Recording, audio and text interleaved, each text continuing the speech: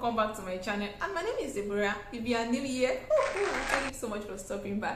If you're a returning subscriber, thank you for coming back to watch my content. You know I love you.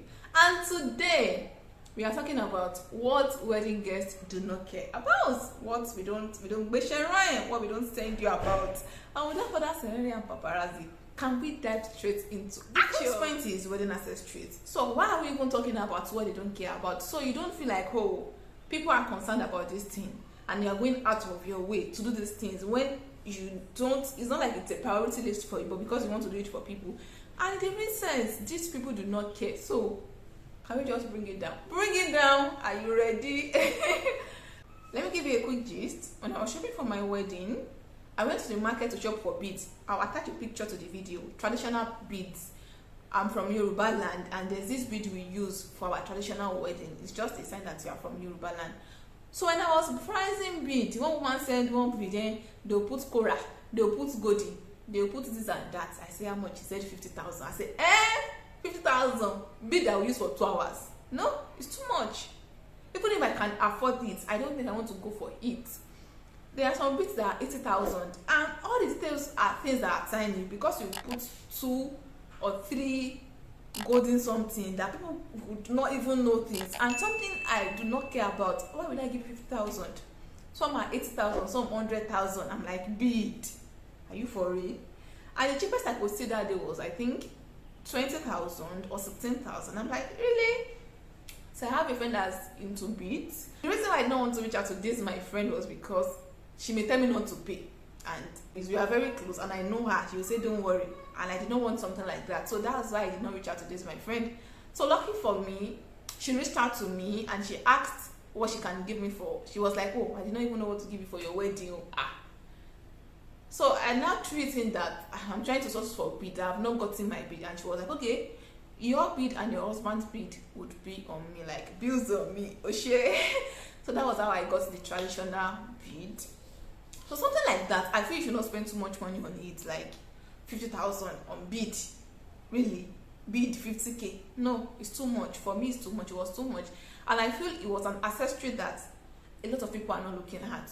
Like, we don't notice it. Okay, then something like earring as a bride. So brother earrings are very expensive. Then earring of 5,000, earring of 10,000. Why do you have to use a earring of 10,000 if that is what you use on a normal day and that's what you can afford? It's fine, but for me, a earring of 10,000, I mean, was kind of too much. It was not even kind of. It's too much for me. Kind of skinny. It was too much. I think the earring I bought was 1,500 or thereabouts. A friend got 2 of them for me, so I would not say, oh, earring. No one can remember my earring for my wedding. I'm certain. I'm very sure. So our attention is not on something like that. So don't invest too much on earring. Don't invest too much on bead. Do you understand? Then the next point is wedding shoe. I see a lot of bride invest in shoe, like I want a red bottom shoe, a blah blah blah blah blah, red bottom that will be sparkling and all that. And the fact is, we would not see your shoe. The shoe I wore for my reception dress, the sandal I wore, no one saw it. They cannot even remember it. The one I wore for my wedding dress, no one saw it. So if it matches, you can use the same shoe you used for your white wedding, for your trad wedding. I did not use the same shoe because after I had gotten it, I saw that it's not going to go with the trad attire. If it was something that matches, I would have used the same thing. So we cannot say that, oh, you wore one shoe for white wedding, you're not wearing it for trad, because your gown would be long and we won't be able to see it. So we don't care about your shoe. We cannot see your shoe, and we don't send your shoe. Then the next point is wedding rings. Don't overspend on wedding rings except if you can afford it. Your guests do not care about ring. And the thing is, we cannot even identify it. Like, just looking at my wedding ring, you cannot actually tell me particularly that this ring is 500,000, 1 million, or 10,000, or 50,000, 100,000. You cannot know the price, except I decide to tell you myself. So for your wedding rings, buy what you can afford. Wedding rings is something you can change over time. After 5 years, you can change it with your husband. When you have more money, you can upgrade to a real good. So if you can afford a ring of 100,000, my sister, go for it. If you can afford a ring of 60,000, my sister, go for it. As far as it's durable, you would see a ring of 60,000 that you can still use for 3 years. That is very durable, like durable. Do you understand? So we don't care about rings. Some people will say, ring give me last mama bling loju money. I don't know, maybe you are using good. I don't know, maybe it's stainless steel. I don't even know anything. Like till my wedding, I don't know about wedding rings. Until now, if I can see a ring now, I cannot tell you this is the price because I'm not doing ring business. So don't overspend on rings because, oh, my guests, when they are coming to greet me, I'll be like, hey, hallelujah, I'm married. I'll be doing my hands like this. If you don't know the price, don't overspend on it. We don't care about it. Okay? So the next thing your guests don't care about is your table linen. Now don't say, oh, my linen, I'm going to buy the most durable and all that. So when they come, because they'll be sitting in front of the table, ooh la la, I want it to be sparkling and shining and bubbling. You get it? So I'm going to tell my decorator that, are you with me, sis? Like, I want it to be bling bling. The only thing I care about when it comes to table linen is neatness. I went for a wedding and the linen they used was dirty. I'm like, oh, why using a dirty linen? It could have been expensive because that wedding generally was quite expensive. And then I'm like, this linen is dirty. I care about a neat linen. But I don't know the quality. I do not know the best. I don't know the most expensive. All I want is a clean linen. Don't make me sit in a dirty place until everywhere is dirty. No. So we don't care about the linen. So tell your decorator that use the most expensive one. No, God, they don't pass yourself. You get it? You dey feel me? You dey feel me back? Then the next point is your wedding IV. I did a digital IV. There was no physical invitation card because I feel like it's not worth investing a lot in. Most people don't care about it. Some people throw it away. In fact, most people throw the card away. So why do I have to invest on it? So we get a good graphics designer and he gave us a fantastic IV, but we did not print a physical card. All our invites was sent through WhatsApp, mail, and all that. So if you don't have a browsing phone, stop. That means our wedding is not for you. That's just a joke. So what I mean is almost everyone, what is digital? Almost everyone has an Android phone or an iPhone. Even if it's beautiful and all that, we would throw it away. Okay. Then the next point is order of program. We don't care about how beautiful your order of program is. Even before the end of the event, we'll start throwing it on the floor. So let me give you a quick hack. If you're expecting 600 people at your event, just do 100 order of program. Yeah. So 3 people can share one order of program, and that's a minimalist. So for us, we did 50 order of program because 50 was the least. So if we could actually do 25 order of program, we would have done 25. Trust me. But the printers we reached out to said 50 is the least we can do and all that. Our wedding was an intimate wedding, and I know that a lot of people would not make it to church, and that was right. I think we had like 40 people in attendance in church, minus the pastors and all that. So plus pastors, we had about 6 or 7 officiating ministers, we had choirs, we had ushers and all that. But people in the church, like our guests in the church, were around 35 to 40. So if it was possible, we would have done 25. Like 4 people can share one order of program. I'm not here to give one person one order of program. I'm a minimalist. Okay? So do not try to say, oh, I'm expecting 1,000 guests, so I have to print 1,000 order of program. If you're expecting 1,000 guests, print 200 order of program. So even if all of them are available at the church and at the reception, let's 4 people share one. Do you understand? Maybe it's for them to see the next thing. So why am I stressing myself? And don't say, oh, I want to go for the top notch chest. That's a grammatical blunder. Don't say, oh, I want to go for the best, like what they would hold in their hands, like that will be doing blah blah blah blah blah. So go for something that is okay, and they will throw it away. Trust me. That's my challenge with other program. They throw it away. Even before the end of the service, they would throw it away. So why do you have to invest too much on something they would throw away?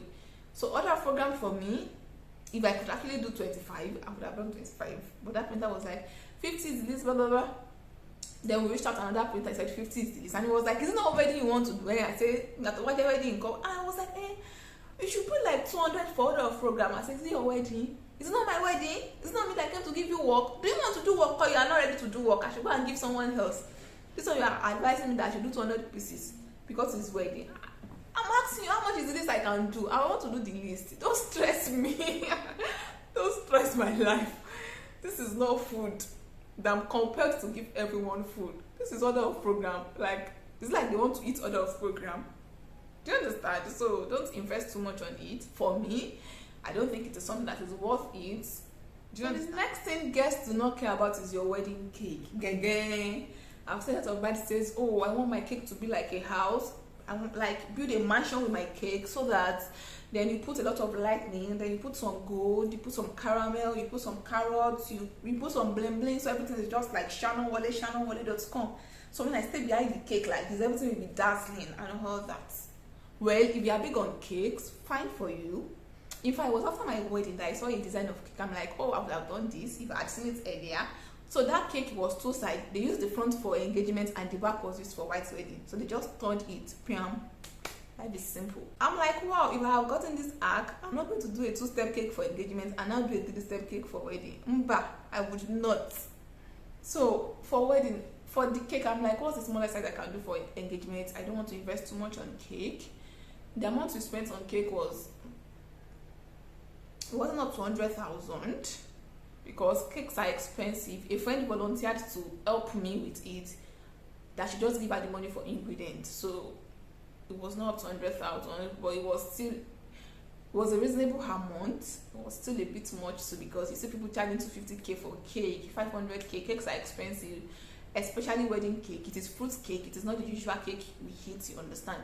So we didn't spend up to 100k on both cakes. And this is because my friend did not charge me. If I had gone outside to do it, it would be up to 100. It would even be more than 100 for a 3-tier cake and a 2-step cake, and they are all fruit cake. It's going to be expensive. You understand? But I'm grateful for the gift of people. You know. So wedding cake. I've gone to weddings. I don't even eat the cake. I love cake, but I'm like, will I be fighting for cake? If they give us cake, we'll eat it. If they did not give us cake, like I won't attend your wedding and I say, Oga people, they don't even give us cake in their wedding. Sha, give me food, give me water, give me good bedroom. Some things are important, but I won't start saying, now what for you not give me cake. If I don't see cake, when coming to your wedding, I don't have a picture of your cake on my like, oh, I'll come and eat cake, you understand? So wedding cakes should be according to your budget. Don't do past yourself. Be a minimalist if you can. However, if you want big cake and you can afford it, please go for it by all means. If it has been your dream, like you want your cake to be very, very like 8 tiers, 10 tiers. The tiers means step. Like, go for it. But what I'm saying is, as a guest, you don't really care about it. I'm not coming to your wedding specifically for your cake. Like, when coming, I don't even have the plan to eat cake. However, naturally, I like cake. And if I see cake, I'll eat cake. But it's not like the first thing on my head. Do you understand? It's not like my major plan. So don't overpass your boundary on cake. It's not worth it if you ask me. Am I saying don't do cake? No! You have to do cake now. But don't overdo. Except if you can afford to overdo, then go ahead, my sister. I did for you. I'm supporting you. I'm rooting for you. The next thing we don't care about is your backward toast. You throwing the backwards. I didn't even do it for my wedding. The MC was like, I actually did a meeting with the MC and we drafted out the order of program, and it was like backward toast. I better remove them. I not do. I did not do it. And they will say, oh, I went to one wedding today. You won't believe they did not do the backward toast. Who sent you? If you want to do it, should you not do it? Go ahead. But I'm saying we don't care about it. So don't invest too much and say, oh, I want to make sure I buy a flower of 30,000, so that when you touch it and you feel it, it's going to be succulent in your hands. You get it? So it's going to be mushy mushy. Send you. So buy a flower you can afford, but don't go overboard to buy it because you feel, oh, I would do a toast and people would see it, people would feel it, attention would be on it and all that. You don't care about it. If you want to do it, should you do it? Of course you should, but don't go overboard with it. I hope you got value today. Thank you so much for watching my video. Please subscribe if you have not and hit the like button. This helps YouTube to push out my video to more people like you that needs to see it. Share it to all the bride to be, you know that this video would help. Thank you so much for watching, and I'm going to see you in my next video. Bye bye.